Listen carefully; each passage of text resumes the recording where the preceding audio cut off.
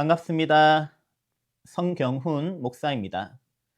저는 오늘 여러분들과 함께 사무엘상 16장 14절부터 23절까지 말씀으로 다윗과 사울의 영적인 변화에 대해 나누고자 합니다.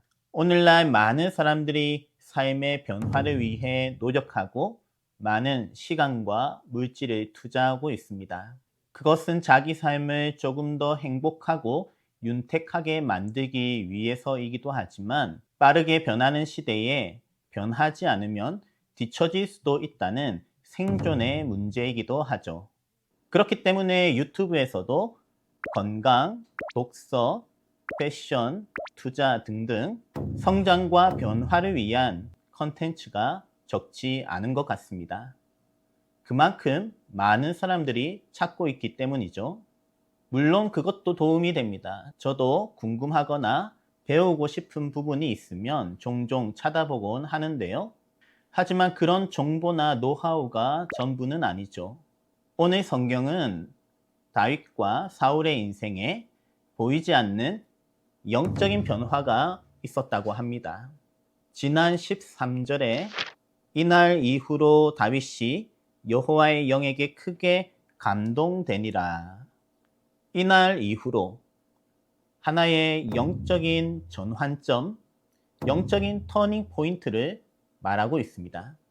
한편 오늘 본문 14절에서는 여호와의 영이 사울에게서 떠나고 여호와께서 부리시는 악령이 그를 번뇌하게 한지라. 이것도 하나의 부정적인 영적 터닝 포인트이죠.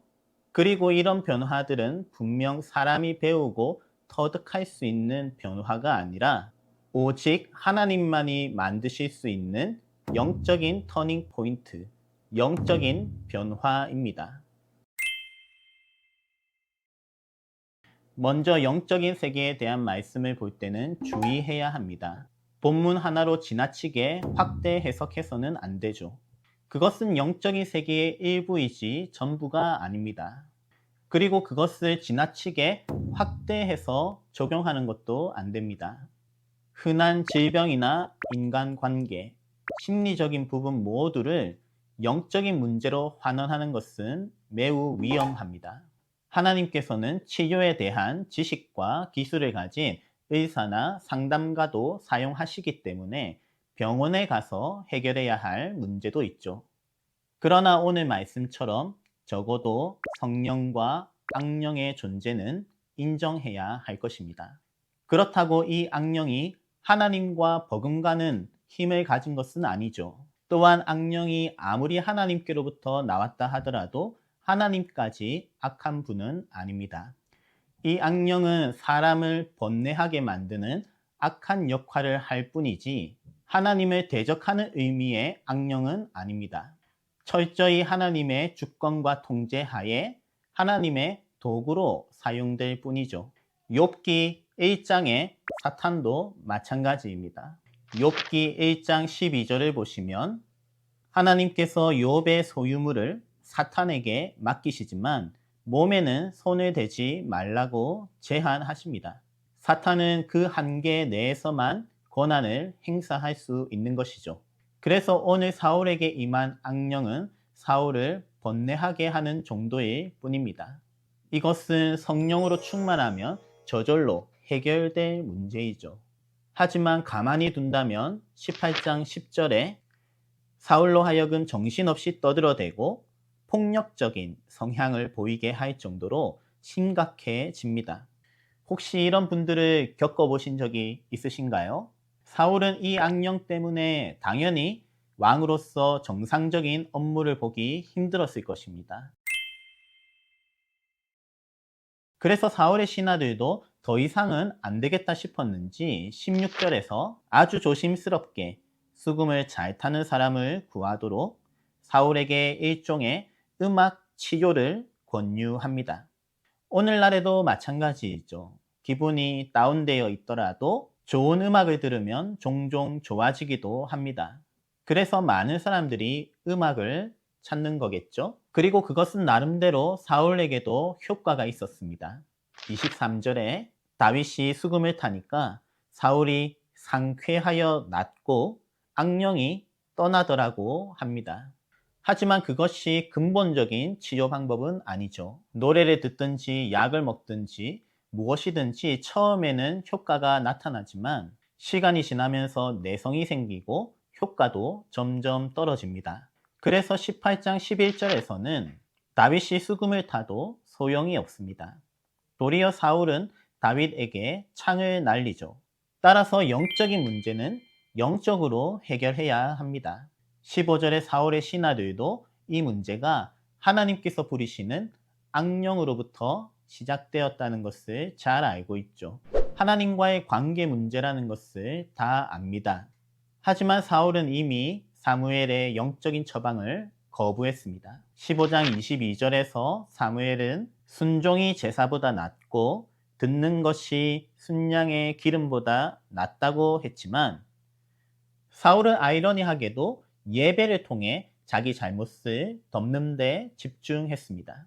15장 30절에 내가 범죄하였을지라도 이제 청하옵나니 내 백성의 장로들 앞과 이스라엘 앞에서 나를 높이사 나와 함께 돌아가서 내가 당신의 하나님 여호와께 경배하게 하소서.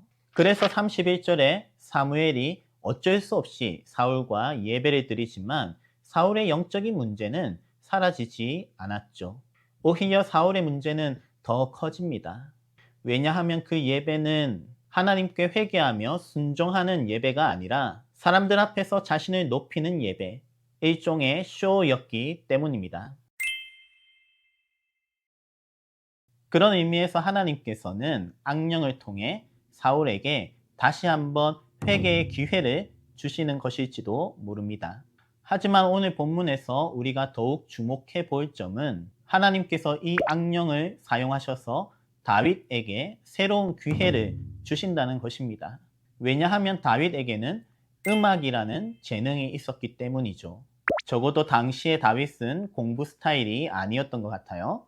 물론 사자나 곰과 맞서 싸울 정도로 용감하고 피지컬이 뛰어났지만 다윗의 진짜 재능은 예술적인 재능, 작사, 작곡이었습니다. 다윗이 기록한 수많은 시편들이 그 증거이죠. 그래서 오늘 본문의 한 소년이 다윗의 재능을 알아보았습니다.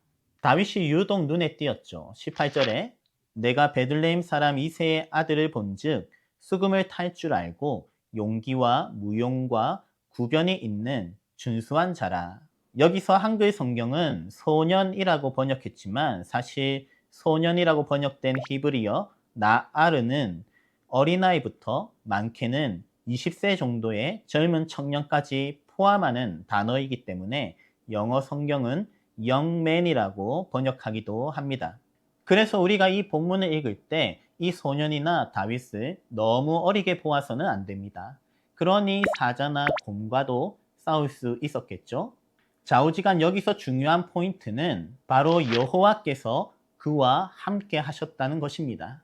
이 젊은 청년이 그것을 알아보는 거예요. 비록 보이지는 않지만 알아보는 사람들은 다 알아봅니다. 다윗이 하나님과 함께하는 사람이라는 것, 여호와의 영이 함께 한다는 것 말입니다. 그리고 그것이 바로 다윗의 인생을 바꾸는 것입니다. 덕분에 양을 지키며 들판에 묻혀 지내던 다윗이 사울의 왕궁으로 진출합니다.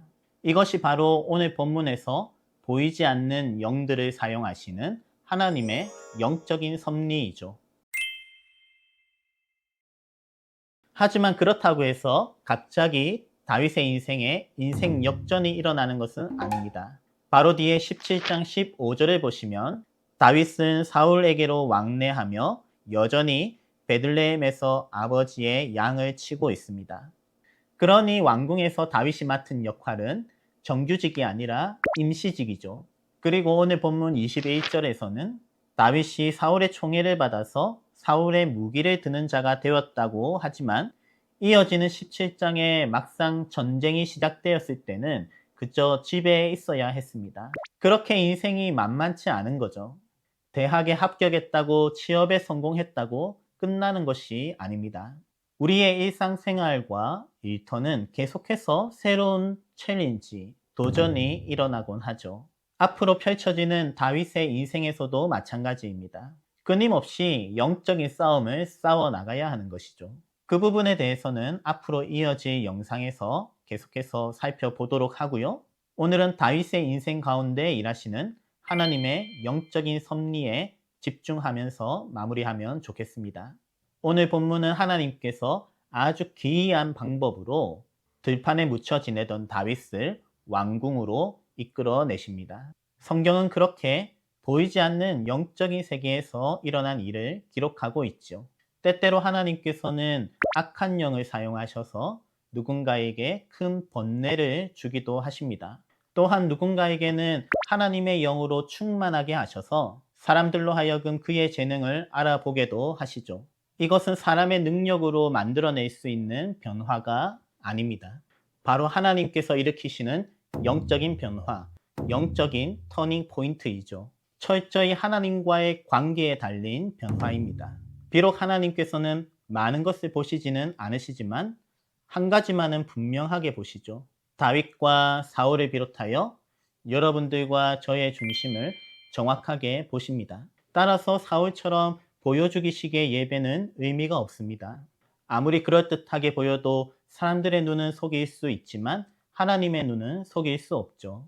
그러므로 오늘도 하나님 앞에서 우리 자신을 잘 돌아보시면서 하나님과 함께 의미 있는 영적인 터닝 포인트를 만들어 가시기 바랍니다. 하나님께서 반드시 여러분들과 저의 인생을 선하게 인도하실 줄로 믿습니다. 오늘 하루도 이와 같은 믿음을 가지고 평안하시길 기도하고요. 저는 이만 다음 시간에 찾아뵙도록 하겠습니다. 샬롬.